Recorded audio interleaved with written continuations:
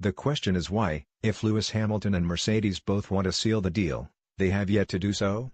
It has seemed an inevitability that agreement, namely to keep Hamilton at the team for 2 or 3 more years beyond the end of his contract that expires at the end of the season, would be reached from the moment Sebastian Vettel committed himself to Ferrari, thereby closing the only possible alternative for the British driver.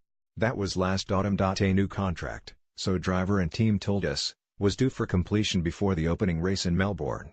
That took place on March 25. And here we are on the cusp of May and still nothing. So, why? One theory, hinted at quite reasonably in the Sunday Times, is that Hamilton may not want one, that he may be through with F1. I do not believe this to be the case. For one, where else could he bank £120 million over 3 years? Even to a man of his considerable wealth, some £200 million, the last great paycheck of a lifetime holds an allure not easily resisted. Many a driver has raged against the dying of the light to keep the bank balance as healthy as possible. Even though I think Bernie Ecclestone may have been right in detecting a slight diminution in Hamilton's appetite for racing, be it fleeting or permanent, has he, Hamilton, made the mental leap to embrace a life without the staple of racing? Perhaps he is haggling over the exact payment. Mercedes deny this is the case. But, again, why the delay?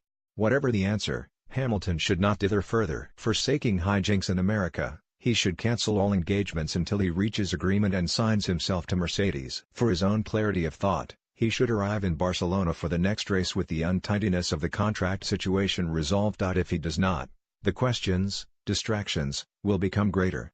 Why would he want that, unless, indeed, he does see himself quitting Formula One at the end of the season? Winning teams do not stand still. That is why signing Daniel Ricciardo is imperative for Mercedes, whether Hamilton sticks or quits. He is 5 years younger than the world champion, and has the quiet popularity and underrated ability of Jenson Button. He could lead the team or gnaw away at Hamilton as his supposed number 2, a la Button at McLaren. Whether to restrain Max Verstappen's extravagances? And, if so, how? One experienced observer fears the genie may be out of the bottle. John Watson, 5-time Grand Prix winner in a more dangerous age, has this to say of Verstappen after the 20-year-old's collision with his Red Bull teammate Ricciardo in Azerbaijan on Sunday. Red Bull have created a monster. After signing him up on a multi-million-bucks deal last autumn, he thinks he is undisputed number 1.